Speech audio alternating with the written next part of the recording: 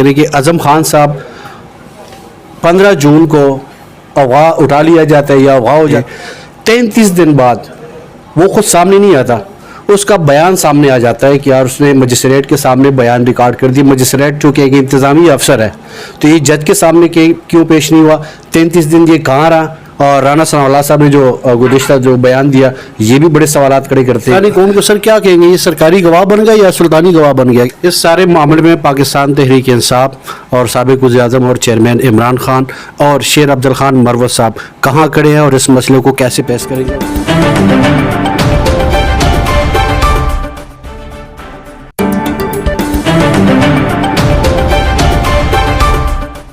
بسم اللہ الرحمن الرحیم. السلام علیکم ناظرین، میں ہوں بریبین اور آپ دیکھیں لبیات ٹی وی.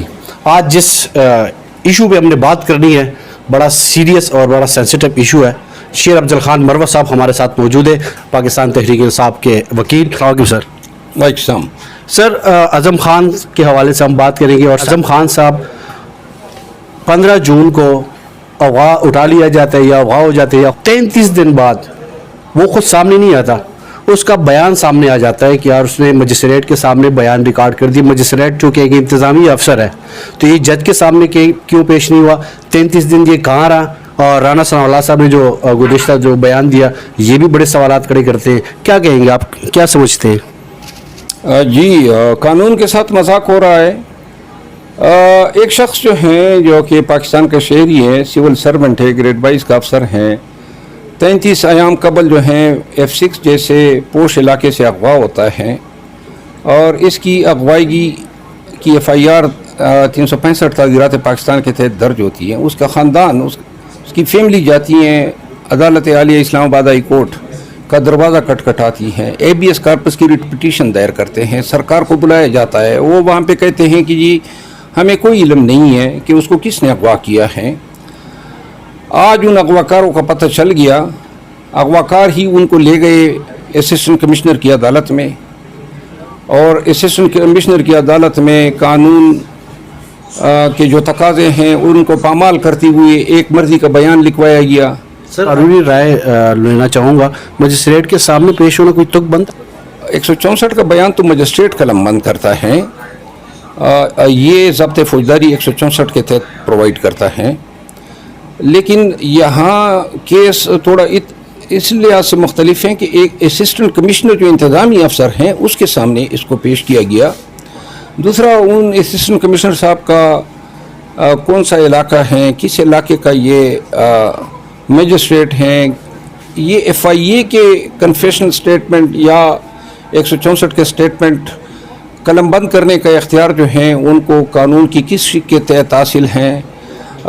پھر یہ بیان جو ہیں قلم بند کرنے سے پہلے 364 اور 164 کے تقاضوں کو پورا کیا گیا. سپریم کورٹ آف پاکستان نے اپنے متعدد فیصلوں میں قرار دیا ہے کہ کسی بھی شخص کا اگر انکلپیٹری یا ایکسکلپیٹری بیان ہوگا تو چند ضروریات ہیں وہ ضرور جو ہیں میٹ کرنی ہے، جس میں یہ ہے عدالت نے پہلے یہ تسلی کرنی ہے کہ کیا یہ شخص جو ہیں بغیر تحریض کے، لالچ کے، خوف کے، طمع کے یہ بیان دے رہا ہے.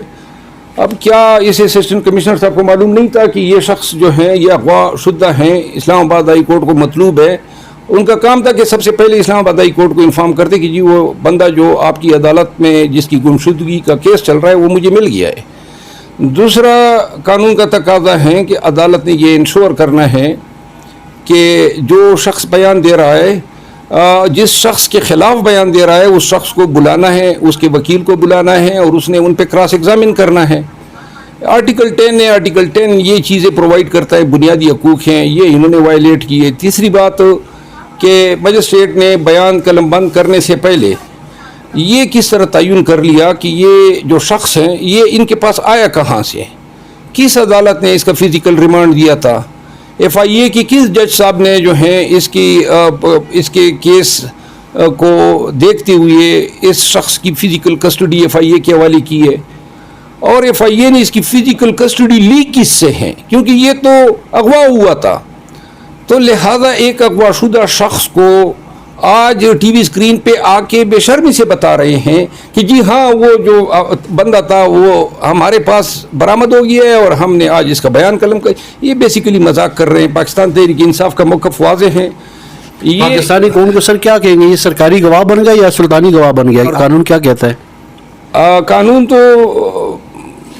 یہ کوئی گواہ کسی گواہ کے زمرے میں آتا ہی نہیں ہے. ان کی کوشش ہے کہ ان کو سلطانی گواہ بنا لے. بتا دے خود تو وہ سامنے نہیں آیا نا, نہیں وہ میڈیا کے سامنے لانا چاہیے اس کو.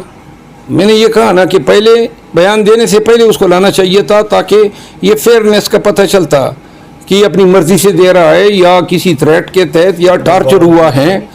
پھر اگر پہلے نہیں لائے تو چلے بعد میں میڈیا کے پاس لے آتے, آپ کے بیان کو تقویت مل جاتی کہ جی یہ ہے وہ شخص جس نے بیان دیا ہے اور یہ مان رہا ہے. تو ابھی تک پتہ نہیں ہے کہ آدم خان صاحب ہیں کہاں پہ. اس کے خلاف جو ایف آئی آر جو لانچ کی گئی تھی وہ ایف آئی آر بھی خارج کرنے کا فیصلہ کر لیا حکومت نے. کہاں درج ہوئی تھی ایف آئی آر جو ہیں وہ تانا کو حصار میں درج ہوئی تھی, لیکن آپ وہ ایف آئی آر اس کے خلاف درج نہیں ہوئی تھی, ان کے اغواکاروں کے خلاف درج ہوئی تھی. آج حکومت نے اپنے خلاف جو درج شدہ ایف آئی آر ہے اس کو خارج کر دیا ہے, یعنی جو اغواکار ہیں وہی ایف آئی آر کو کینسل بھی کر رہے ہیں.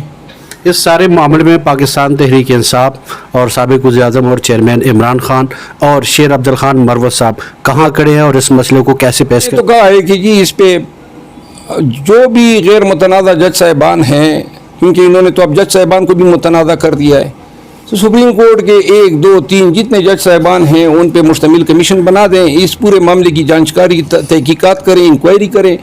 دودھ کا دودھ اور پانی کا پانی ہو جائے گا. یہ کیوں اس چیز سے بھاگ رہے ہیں اور ہٹ رہے ہیں؟ اپنے ایف آئی اے اور پولیس کے افسران سے یہ تفتیش کریں گے جنہوں نے اتنے بے بنیاد ایف آئی آر جو ہیں وہ چیئرمین پی ٹی آئی کے خلاف کیے ہیں. تو لہذا اگر یہ چاہتے ہیں کہ قوم کے سامنے سچ آ جائے تو کمیشن سے ان کو کسی نے نہیں روکا ہے. سر گزشتہ رات آپ ایک چینل پہ لائیو تھے اور پھر اس کے بعد آپ لائیو نہیں آنے نہیں ہوئے, یہ آزادی صحافت ہے؟ آپ کیا کہتے ہیں؟ آپ بیانات نہیں ہیں. ایک پاکستان کی سب سے جو مقبول ترین اور بڑی پارٹی ہیں اس کا کوئی موقف نہیں آ رہا ہے. یہ گلا گھونٹ رہے ہیں آزادی اظہار رائے کا, یہ گلا گھونٹ رہے ہیں, مزل کر رہے ہیں لوگوں کے بنیادی حقوق کا. یعنی کہ اب یہ کہاں کا قانون ہوا یا قاعدہ ہوا کہ جی آپ اس پارٹی کا کوئی موقف ہی نہیں آئے گا.